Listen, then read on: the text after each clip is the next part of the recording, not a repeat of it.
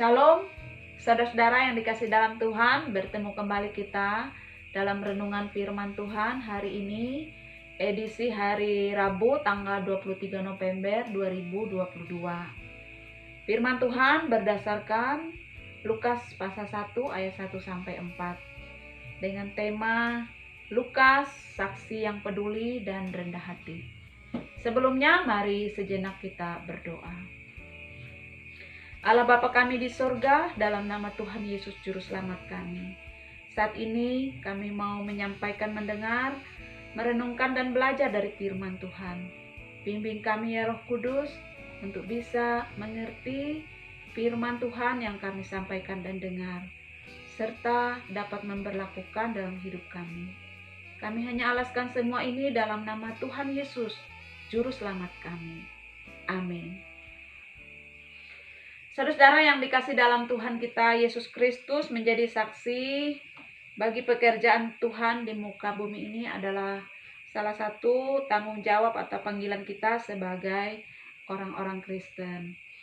Kesaksian itu dapat melewati perkataan, dapat melewati perbuatan, atau karya-karya kita yang lainnya, termasuk melewati tulisan-tulisan.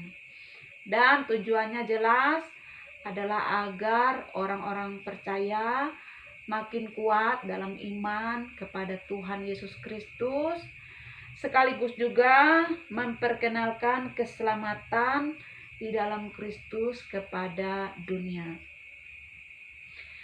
Saudara-saudara, nas kita menceritakan seorang penulis yang bernama Lukas, seorang tabib dan sekaligus teman penginjilan yang setia bagi Rasul Paulus. Dan menurut ensiklopedia Alkitab, Lukas ini adalah seorang non-Yahudi. Ia seorang Yunani yang berpendidikan. Dan setelah kematian Rasul Paulus, ia terus melayani Tuhan sampai meninggal di usia 84 tahun di suatu daerah Yunani. Menurut para ahli, tabib Lukas adalah seorang yang berpendidikan, seorang ahli medis, sekaligus rupanya adalah seorang yang punya hubungan atau relasi dengan orang-orang penting. Disebutkan bahwa tujuan dari tulisannya itu baik di Injil Lukas maupun di Kisah Rasul adalah kepada seorang yang bernama Theophilus yang mulia, yang diperkirakan orang ini adalah seorang penting dari bangsa Romawi, ya, sehingga disebut sebagai yang mulia. Jadi Lukas ini bukanlah seorang yang sembarangan. Dia seorang berpendidikan, seorang ahli medis, seorang yang punya pengaruh dan punya hubungan dengan orang-orang penting. Namun jika kita membaca dua kitab karangan atau tulisannya, baik di Injil Lukas maupun Kisah Rasul, kita bisa menemukan bahwa ia ini adalah seorang yang sangat beriman dan rendah hati.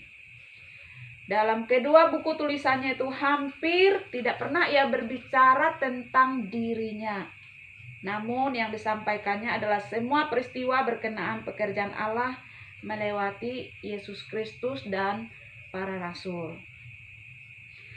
Saudara-saudara yang dikasih dalam Tuhan, melewati tulisan Lukas kita bisa menemukan betapa berarti apa yang dikerjakan oleh Lukas bagi pertumbuhan iman dan menjadi pedoman hidup bagi orang-orang Kristen sepanjang sejarah gereja. Dan memang di awal ketika dia menulis segala sesuatunya, tujuannya jelas. Dalam ayat 4 dia mengatakan supaya engkau dapat mengetahui bahwa segala sesuatu yang diajarkan kepadamu sungguh benar. Semua tulisannya itu awalnya adalah berdasarkan penyelidikan dengan seksama. Dia bukan sembarangan Kita melakukan semuanya, tapi dengan penyelidikan yang seksama atas segala peristiwa, lalu kemudian mengambil keputusan untuk membukukan dengan teratur dan menyampaikan kepada orang-orang yang dimaksud. Dan ini ternyata sangat berarti bagi kehidupan orang-orang Kristen sepanjang sejarah gereja. Saudara yang dikasih dalam Tuhan, selain melewati karya-karyanya yang membuat banyak orang mengetahui tentang kebenaran dalam Kristus, secara tidak langsung Lukas juga mengajarkan dan mengingatkan kepada kita agar kita memiliki kepedulian kepada pekerjaan Allah, apapun profesi kita.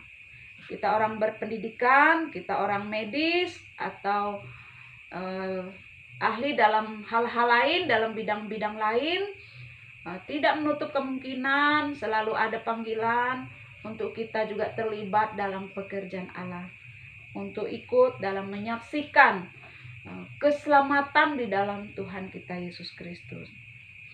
Di sisi lain, ada begitu banyak orang telah berusaha menyusun suatu berita tentang peristiwa-peristiwa yang terjadi pada saat itu.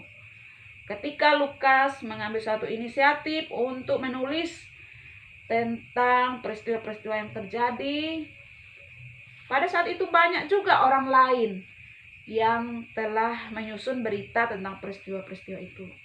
Tapi dengan banyaknya orang lain yang menyusun atau menulis peristiwa-peristiwa tersebut, tidak membuat Lukas lalu berdiam diri. Tapi dia juga punya kerinduan untuk terlibat. Hal yang sama barangkali mengingatkan kita juga pada masa sekarang ini. Mungkin banyak saudara-saudara kita yang lain yang begitu setia untuk menyaksikan tentang keselamatan dalam Tuhan Yesus melalui perkataan, perbuatan, atau karya-karya mereka, tulisan mereka, dan sebagainya. Bukan berarti itu lalu menjadi suatu alasan bagi kita, ya sudah cukup mereka saja, saya tidak perlu terlibat, ada banyak yang lain, cukup mereka saja. Bukan berarti lalu seperti itu. Siapapun kita, semua dipanggil untuk menyaksikan keselamatan dalam Tuhan kita Yesus Kristus. Dan bersama dengan itu juga belajar dari Lukas, sekalipun tidak tertulis, tapi sekilas terkesan bagi kita. Dalam menunaikan kesaksiannya, Lukas memiliki kepedulian yang luar biasa dan kerendahan hati serta kesetiaan. Seperti di awal tadi disinggung, menurut sejarah gereja sampai usia 84 tahun dia setia dalam menyaksikan imannya atau keselamatan dalam Tuhan Yesus Kristus. Saudara yang dikasihi oleh Tuhan, ini firman Tuhan untuk kita hari ini. Semoga kita setia dalam menunaikan panggilan kita. Salah satunya adalah menyaksikan Kristus, baik dengan perkataan, perbuatan, atau dengan karya-karya kita yang lainnya. Tuhan pasti berkenan dan memberkatinya. Amin. Mari kita berdoa. Terima kasih Tuhan untuk firman-Mu yang telah kami sampaikan dan dengar. Mohon Roh Kudus yang melengkapi, menyempurnakan, serta memberi kami hikmat pengertian untuk dapat memahami firman Tuhan, serta memberlakukan dalam hidup kami. Dan firman Tuhan biarlah senantiasa membimbing kami kepada keselamatan oleh iman dalam nama Tuhan Yesus Kristus. Amin. Demikian firman Tuhan untuk kita pada hari ini. Semoga Tuhan berkenan kita bisa bertemu kembali pada edisi berikutnya. Shalom.